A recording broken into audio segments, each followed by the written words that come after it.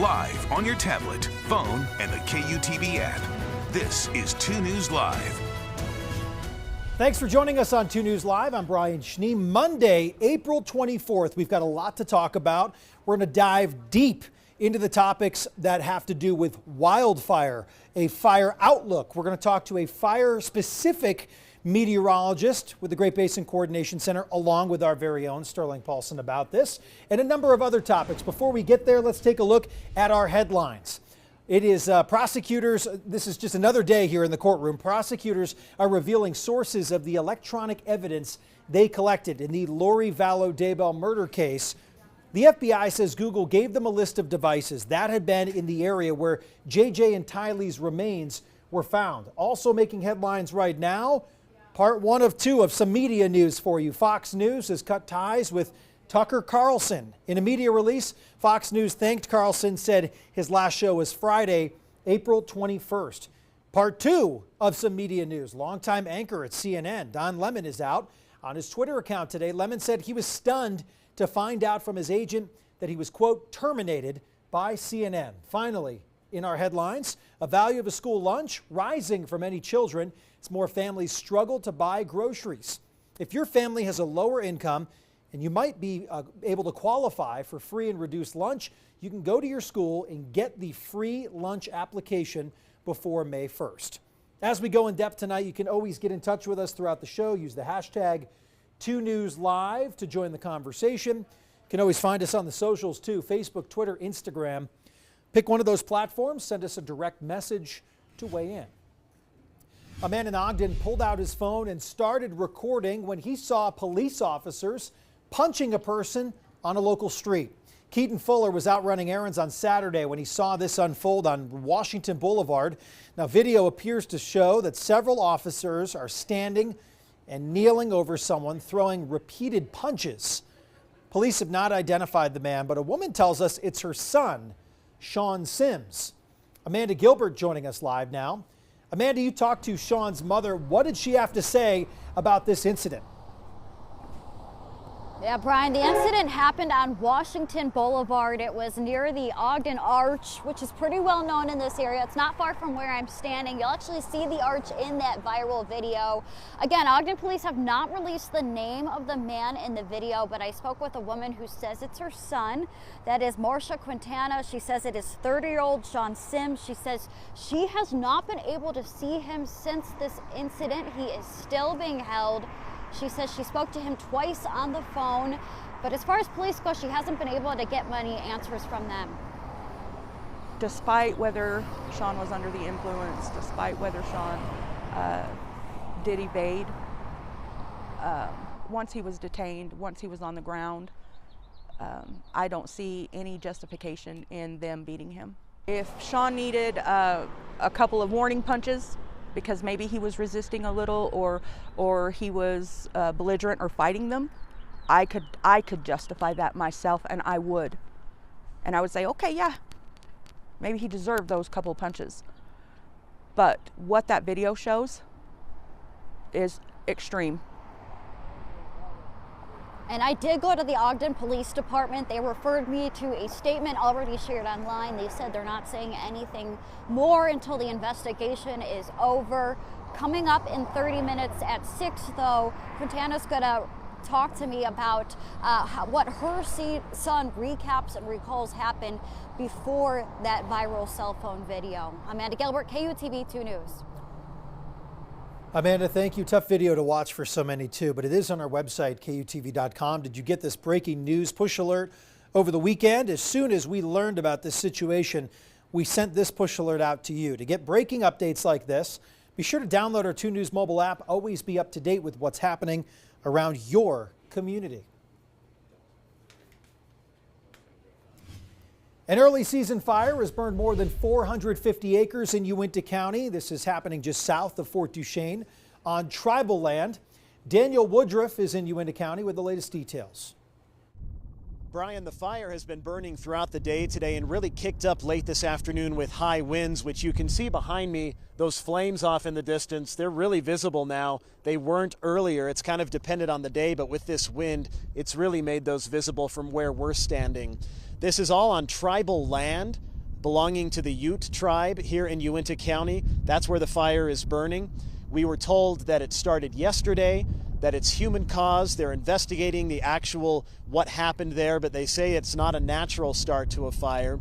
We talked to a neighbor who lives nearby, and she drove us up a mountain on her property, and we were able to get a really good bird's eye view of the fire that's burned about 460 acres at last check. And we were told that there was really no growth to the fire today from the number that they gave yesterday, which was 460 acres. The Bureau of Indian Affairs says a lot of federal crews are here working on the fire. 2 Blackhawks from the Utah National Guard have been called in to help, and they're trying to put this fire out as quickly as they can. The good news in all of this is that there are no structures or homes threatened. We were told there was a natural gas well in the area, but that's not threatened either. I think at this point it's really just been a matter of these Blackhawks trying to dip in, get water, drop it on as much as they can, and repeat over and over and over to try to put this fire out. Now we're getting a little bit of rain, so it's been a very unusual weather day. We've gotten rain today, we've gotten wind, and we've even had sunny skies. At this point, again, no containment estimate on the fire. They're hoping to have a number later this evening, but the fire does continue to burn behind me here in Uintah County, just south of Fort Duchesne. Back to you. Well, Daniel, thank you. You can see here on this map from the National Interagency Coordination Center, a lot of green, which is good news, but it shows our fire risk right here, right now. Let's get you in a little bit closer if we can do it. Can we do it with one hand? Nah. We'll try to do it with 2. Let's see if that. Nope, we'll get up here. The beauty of our touch screen. We got it. We got it. User error. Don't you worry. So most of our state right here is in this green portion, little or no risk. Where that fire is burning is actually in this yellow area, which is considered low risk. So even with this map showing these predictions, there's always a risk for fire. I spoke with a fire-specific meteorologist with the Great Basin Coordination Center about our 4-month wildfire outlook. Lots of great information here, regardless of where you live in the state of Utah. The higher elevations, the fire potential is quite a bit lower, especially going into the early part of the fire season when Utah is typically our peak fire season is before the monsoon moisture arrives. Usually in a normal year, if we have a normal monsoon, that moisture arrives and it quiets things down and our fire season gradually comes to an end. So usually May, June into July is kind of our peak time. This year, I would say the higher elevations are going to go into the fire season very quiet. A lot of snow is on the ground. It will take some time for that to melt. Once the snow melts, it takes time for soil moisture and fuel moisture to decrease enough to where it supports fire spread and where it just supports ignitions as a whole. So it's going to be a slow start there. The grasses, the lower elevations, probably still somewhat of a slow start. One thing we have to deal with before we enter the fire season, which sometimes uses fire resources, is flooding. We have a lot of snow. It has to go somewhere.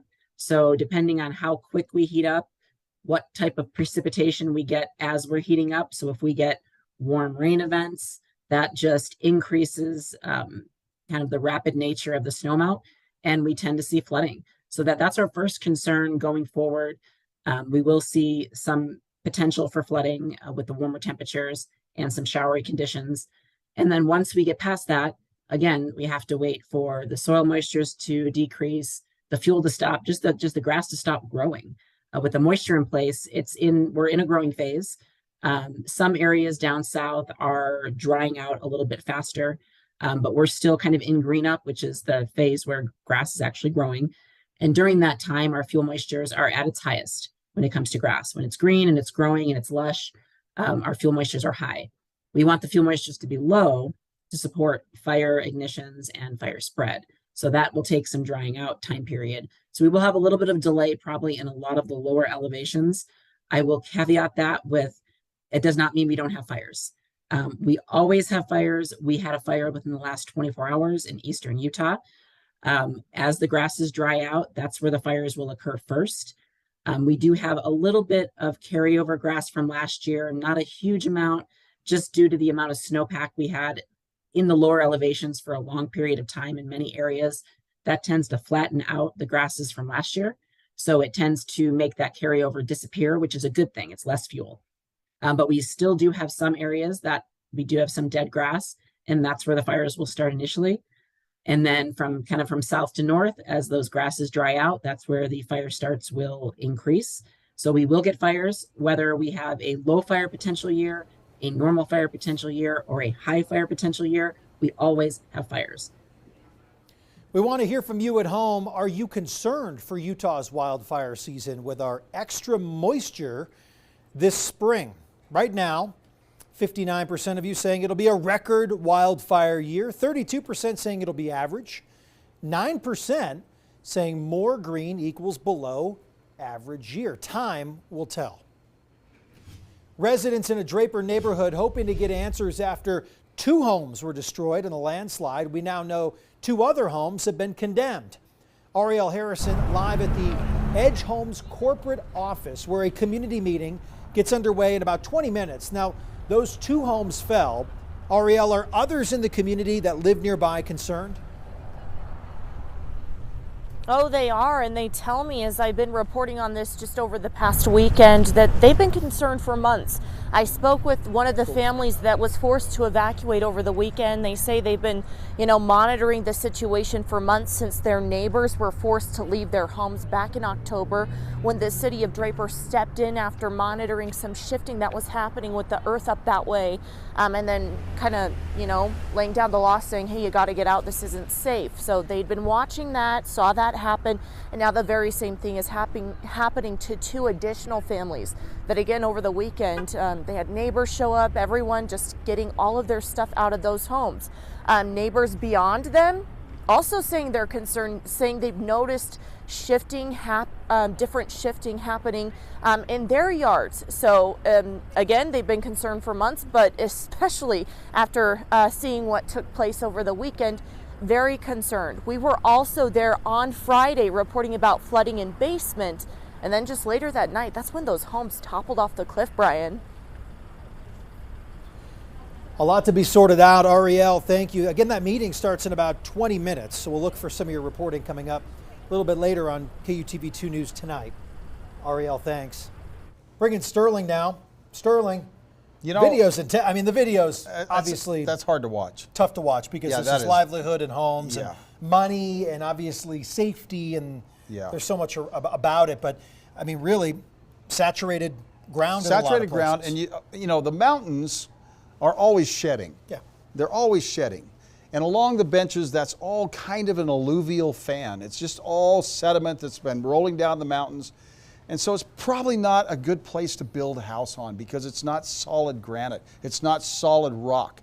It's just a bunch of loose stuff that's there. And there are many places along the benches where this is the case. And what happens is when the soil gets saturated like that, it does what it's supposed to do. It goes downhill and it takes your house with it. So it's just, it surprises me that a lot more isn't done with geologists before houses are built in certain areas.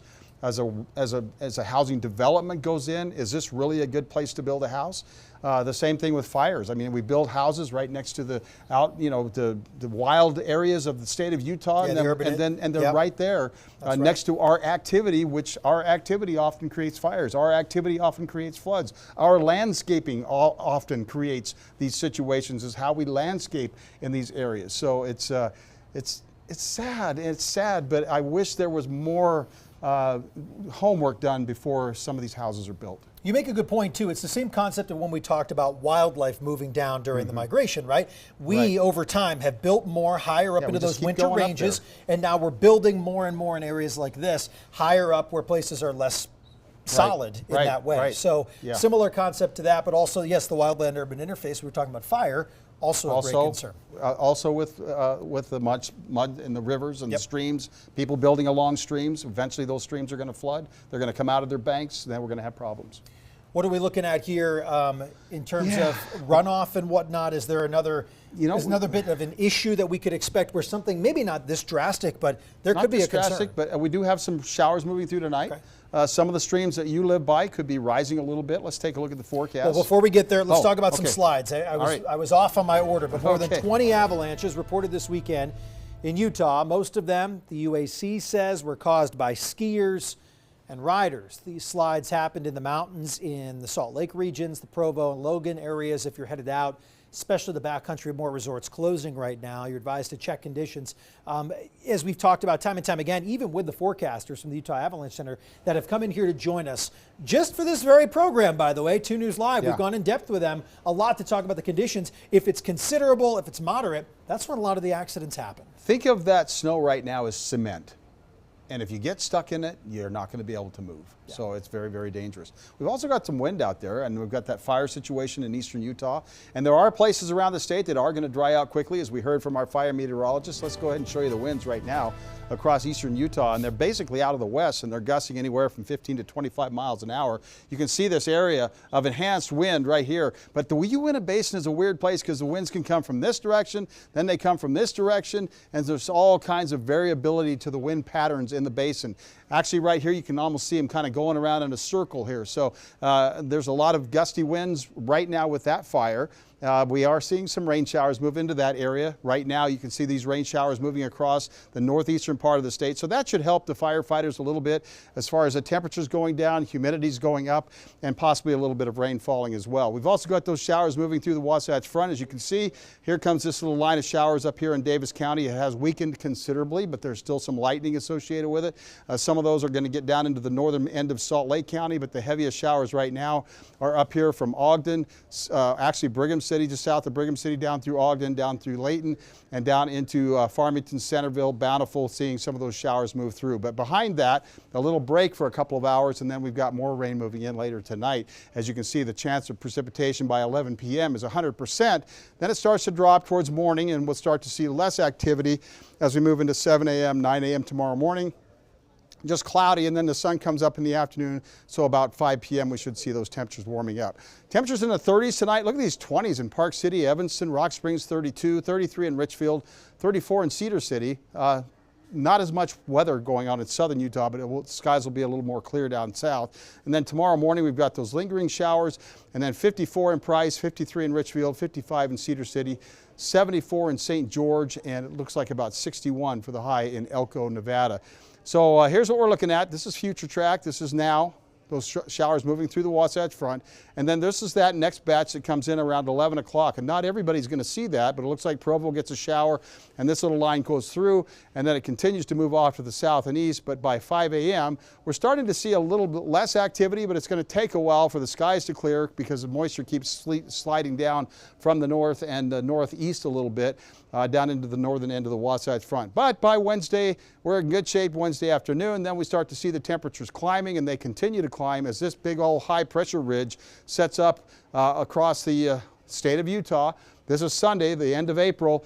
And as we move into the first week of May, it looks like those temperatures are going to stay on the warm side, and we could see an increase in the snow melt. So the percentage of chance of seeing above normal temperatures is very high here over the state of Utah, as you can see, and below normal is very high across the eastern half of the state. So 70s to 80s, yes, 90s on Friday, Saturday, and Sunday down in St. George, and then 92 and breezy on Monday. That's going to be feeling like summer down south.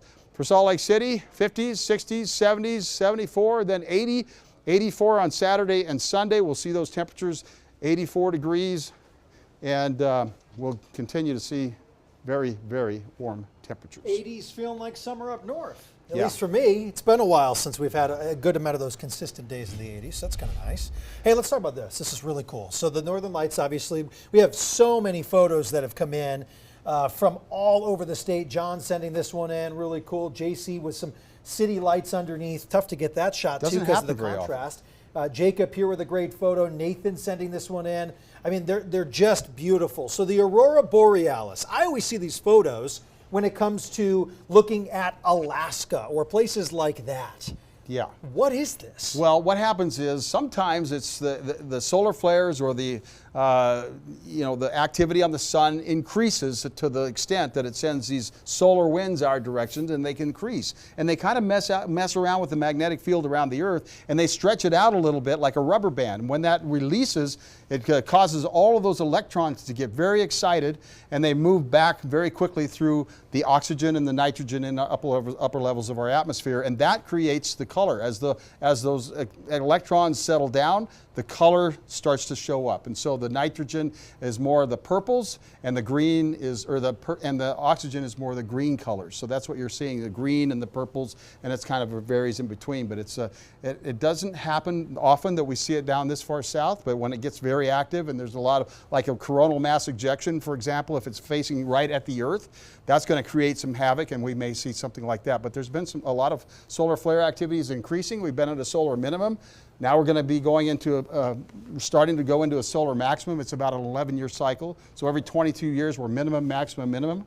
And that also plays into our weather to a certain extent, is what the weather does based on the solar activity. All that makes sense. So we'll show these photos one more time as we're looking through them. But does this one stand out to you? Have you seen this recently? You've been doing this a little bit. I haven't seen any of this recently. In fact, the last time I saw Northern Lights was when I was a kid living in Alaska. Okay. See, it all That's when I saw. I get it now. That's when I saw those, and we had them all the time. Yeah. But here in Utah, I've been out looking for them sometimes, but it's like looking for something that is rare. Well, we'll leave That's you with beautiful this. for a beautiful Utah. shot. We've been seeing so many of them. As always, weather pictures, videos, please send them in our Chime In app and also on our website. Thanks for watching 2 News Live. We'll be here again tomorrow at 5:30. For Sterling, I'm Brian, for our entire crew here. Thanks for watching today. We're going to dive into some more in-depth conversations throughout the rest of the week. We made it through Monday. Plenty to talk about. Yeah, we're back love for it. Tuesday. Have a great night. Take care, everybody.